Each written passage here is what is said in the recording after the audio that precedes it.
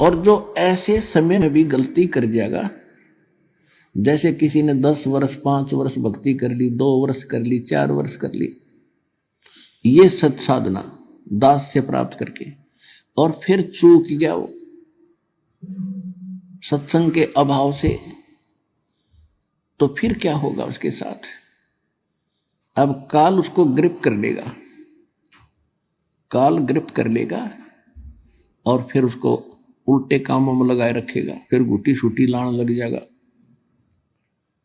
और उसके इतना पुण्य बन जाते हैं, 1-2 वर्ष भी ये सत साधना कर लेना और फिर छोड़ भी गया, इतने पुण्य बन जाएंगे उसके। क्योंकि सभी, जैसे गणेश जी का मंत्र दिया जाता है, तो उसके मंत्र की कमाई से यहां भी राहत मिलेगी, और फिर गणेश जी के लोक में वो गण बनेगा उन पुण्यों के आधार से, इस मंत्र की कमाई से। फिर वो पुण्य जब वहां से समाप्त हो जाएंगे, फिर ब्रह्मा जी के लोक में जाएगा, वो भी मंत्र उसने जाप कर रखे, वहां वो देव बनेगा, वहां देव पद अपनी पूंजी नष्ट करके पुण्यों की, फिर वो विष्णु जी के लोक में जाएगा, वहां भी स्वर्ग के अंदर वो देवता बनकर और सारी अपनी पूंजी नाश करेगा, पुण्यों का नाश करेगा। और ये जितने भी देवता हैं या जो ब्रह्म है, इन्होंने होटल खोल रखे ऊपर, और पुण्य कर यहाँ जो साहूकार यानी धनी होते हैं भक्ति के, वो वहां जाते हैं और इन्होंने अपना चार्ज लगा रखे वहां पर, खाओ पियो बेशक, लेकिन आपके पुण्य साथ के साथ खत्म होते रहेंगे और उनकी परसेंटेज उनको अलग से डिपॉजिट होती रहेगी। उसके बाद फिर शिवलोक में जाओगे, वहां शिव का मंत्र जाप करते हो, वो खत्म होने के बाद फिर दुर्गा जी के लोक में जाओगे, और वहां समाप्त होने के बाद फिर आपको सतनाम प्राप्त है। वो उसमें ओम मंत्र ब्रह्म का है, उससे ब्रह्म लोक में जाओगे।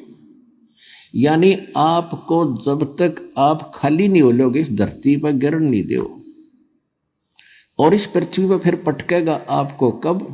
सतयुग में, क्योंकि इतने पुण्य हो गए, तब तक हजारों युग बीत जाएंगे। तो प्रथम बार जो पृथ्वी पर उत्पन्न होंगे, जो होते हैं सतयुग में, तो वो वही आत्माएं होती हैं जो कभी अब इस परमात्मा के चौथे युग में उनके पैर फिसल जाते हैं, वो पार नहीं हो पाते।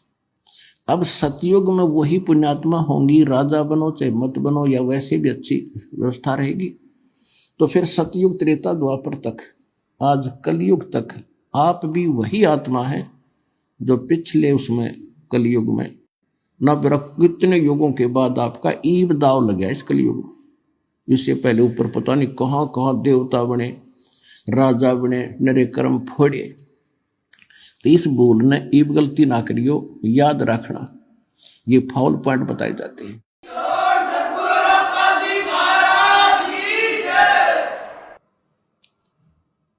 तो वही आप वही पुण्यात्माएं हैं। अब सतयुग त्रेता द्वापर में भगवान आपके अंग संग घूमा करते थे, प्रत्येक को संदेश देते, प्रत्येक युग में चाहे किसी तरह वो दें, किसी तरह जाएं, लेकिन हम कान्ना पर कटाड़ गए, हम सुखी थे। अब भी जो सुखी हैं, कोई मंत्री बना है, कोई मुख्यमंत्री बना है, उसको सुनाओ ज्ञान जाके, इन्हों का फिर देखेंगे, हाँ ठीक है चलो फिर देखें। और जब उसकी दुरुक्ति शुरू होगी, तब कोई कह दो जी वहां चलो, चलो भाई चलते हैं। कहते दुख में सुमरण सब करे और सुख में करे ना कोई, जय सुख में सुमरण करे तो दुख कहे को होए। तो दुखी होकर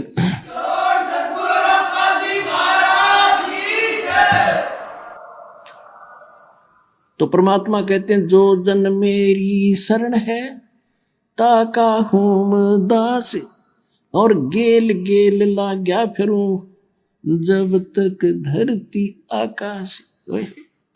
अब आपको परमात्मा कैसे निकाल कर लाए हैं, आप विचार करना। और अब आपको समझ में आओगी सारा खेल कर ही भगवान रहे थे। किसी बहन भाई के माध्यम से आपको संदेश मिला, या टीवी चैनल बुक के माध्यम से भगवान का संदेश मिला, तो आपने कभी रिजेक्ट किया, कभी स्वीकार किया, कभी रिजेक्ट किया, कभी स्वीकार किया, दर्द दे फिर देख, अच्छा सा नहीं लगता। परमात्मा फिर प्रेरणा करता है, एक बार फिर पढ़ के देखते हैं। कहते करे करावे साइया मन में लहर उठा, दादू सिरधर जीव के वो आप बगल हो जा। तो वो यूं फिरता आपके पीछे पीछे और कहते मैं दास हूं। अब दास क्या होता? गुलाम, नौकर। अपने आत्माओं, आप इस सतलोक आश्रम बरवाला जिला हिसार में आप व्यवस्था देख रहे हो, ये आप और ये हम नहीं कर सकते, यहाँ भगवान कर रहे हैं कबीर साहब। ये सत्कर मान लेना। वो किस रूप में रहते हैं नहीं तो हमने खूब पता है। बारात आया करती, 100-150 आदमी होते बारात में। 1 महीने पहले जाडा चढ़ जाया करता, सर्दी लगन लग जाती। हाय कैसे होगा, पूरा ना पट्टे कदे, ये ना हो। और यहाँ अंतोल्ला अनमोल्ला देवे, करोड़ी लाख हजारी वो, यहाँ कोई गिनती नहीं। तो पुण्यात्माओं, वो परमात्मा आपका मालिक होते हुए, आपका बाप होते हुए आपका नौकर है। जैसे बच्चे, छोटा बालक होता है तो माता पिता उसको कंधे बैठा लेते हैं, सिर पे बैठा लेते हैं।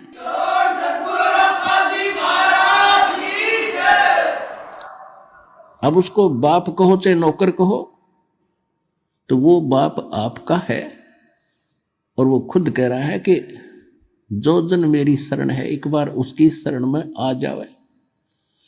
और ताका हूं मैं दास, और गेल गेल लाग्या फिरूं जब तक धरती आकाश। कहते उसने छोड़ दूं नहीं, पार तो अवश्य करूंगा। फिर उसके दुर्भाग्य वो बीच में भूल भटक जाता है, तो अपना इतना समय और बर्बाद कर दिया आपने और हमने। यदि मालिक की शरण ग्रहण ठीक से रखते तो पहले पार हो जाते।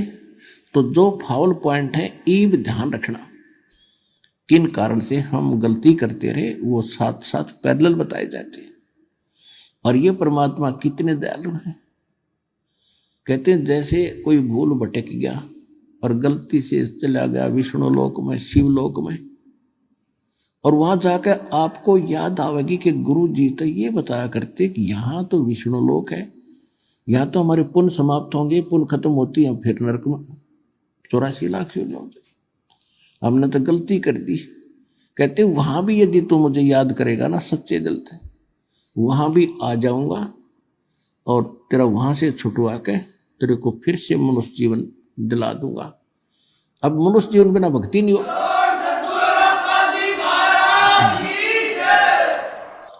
अब मनुष्य जीवन के बगैर ये मोक्ष नहीं हो सकता। क्या कहते हैं? शिव मंडल ब्रह्मापुरी चाहे विष्णु लोक में हो, और हमरे गुण भूले नहीं तो आण छुटाऊं तो। तुझे वहां से भी छुटवा लाऊंगा, चाहे कहीं पर भी हो, मेरे गुण को नहीं भूलेगा कि हम गलत आएंगे। क्योंकि परमात्मा पिता है और पिता बच्चों के 100 अवगुणों को भी माफ कर देता है। तो हम कितनी गलती भयंकर वहां करके आए और फिर हमारे पीछे पीछे घूम रहे, और अब हम पल पल पर कर रहे हैं। और फिर भी दयालु हमें सोचता है किसी प्रकार इसकी बुद्धि ठीक हो और निकले यहां से। तो इस ज्ञान से ये सारा बुद्धि सेट होगी।